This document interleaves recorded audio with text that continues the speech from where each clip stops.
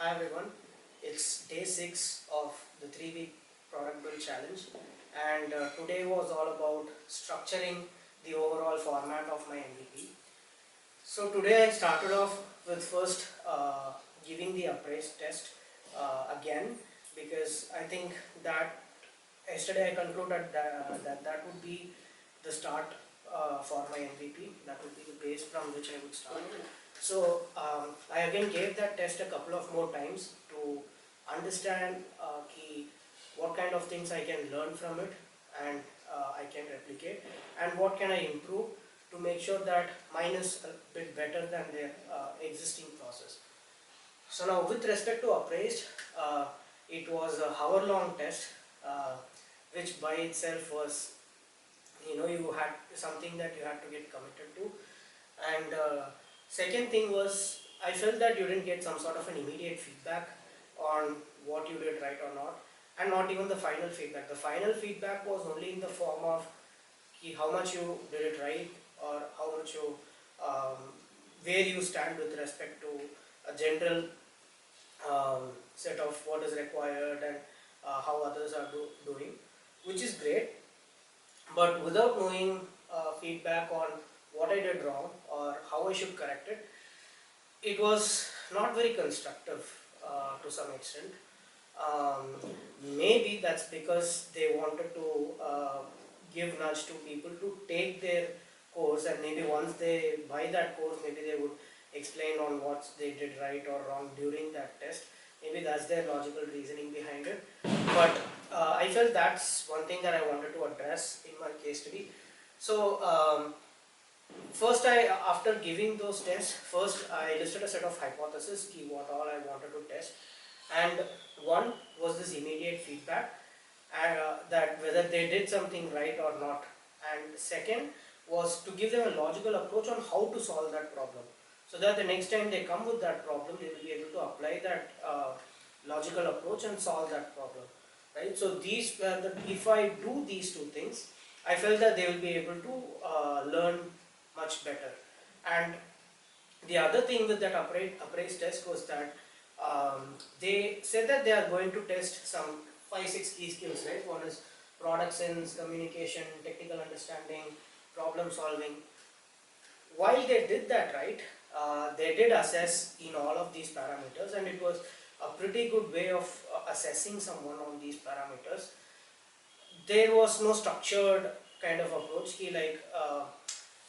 uh, this is how you start while developing a product, because they are not their objective of doing that was something different, to just assess someone, and my objective of doing that is something different, which is to help people learn, right? We have two different objectives, and that might be the primary reason behind it. So I wanted to first give them a structured way of approaching it, and then giving immediate feedback on what they did right or wrong, and then giving them a approach, a logical or a structured approach, which will help them approach that problem the next time when they are faced with it.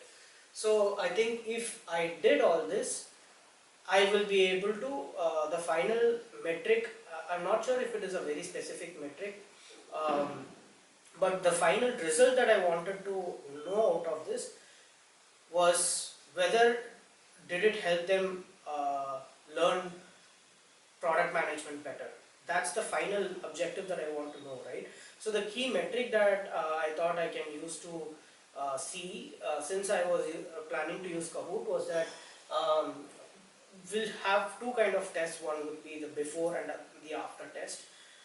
So before giving you a structured approach or whatever it is, how you are answering it, how many you are getting it right or whatever, and after I give you the approach, when you are thrown a similar kind of problem, whether are you able to approach it better. So if I know how many people are answering it right before and after, with different case studies, not with the same questions, because once I explained, obviously it will be clear to them.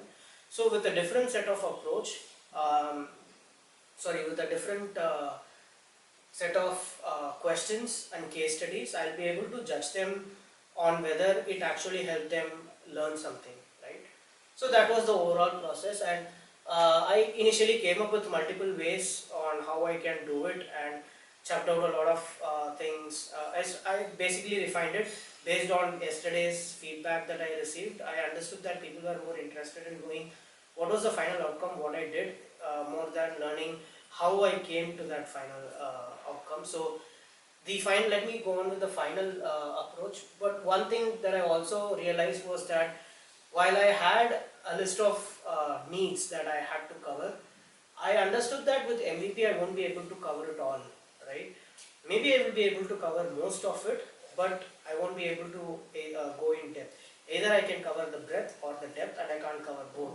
So for this, I tried covering in the breadth, not the depth of it, and I think because that will give me an overall idea of how I can frame or go about my next step of process, which is to frame the beta testing. Or developing the beta version. So first I identified what all pain points can I solve with one set of approach, and after a lot of trial and errors, I came to a final set of approach, which was first I plan to do a 30-minute session, which would be, there will be a wiggle room of around 15 to another 30 minutes, because I'm not sure. Once I frame it, I'll be able to do it better. But the objective of it was to frame a 30-minute to 1 hour long session. And the objective of the session is, first I'll give them a basic introduction about all the 4 stages, which is just to set the context. So basically you have the discover, define, develop and deliver. These are the 4 stages of a product development life cycle. Not the product life cycle, the development life cycle. And in those 4 stages, what are all the key aspects involved in it? So for an example, if you take discovery, you will have user research, market research, ideation, and all those things coming into it, right? So what all comes into it? And then giving them a basic explanation of the structure of the exercise as to how it will be done. And then starting off with, first I'll give them a case, and I'll explain them the case, and then I'll use Kahoot to make them answer those set of questions. I'll have different questions which will address different aspects of that product management, including the user research, market research, or all other aspects. And once I do that, once I have the final answer for one stage done, I will give them a basic idea of what all frameworks can be used to approach such kind of questions, and how can they approach it. Basically the logical or structured way of approaching that problem the next time when they are given it. And since I am using Kahoot, anyway the first time they are answering the question, immediately they will come to know whether they did it right or not, so which will be a kind of immediate feedback. And the logical approach would be the second part, wherein I explain them different approaches on how to look at that problem and how to utilize maybe different set of frameworks to solve that question. And the third process would be, maybe this third step might be immediate, might be at the end. I'm not sure, still figuring that part out. But let's just say there will be an immediate third case, wherein I will give them a different case from a different industry, because again, one major feedback that I received was to have from different industries, right? Because it's not the same for all the industries.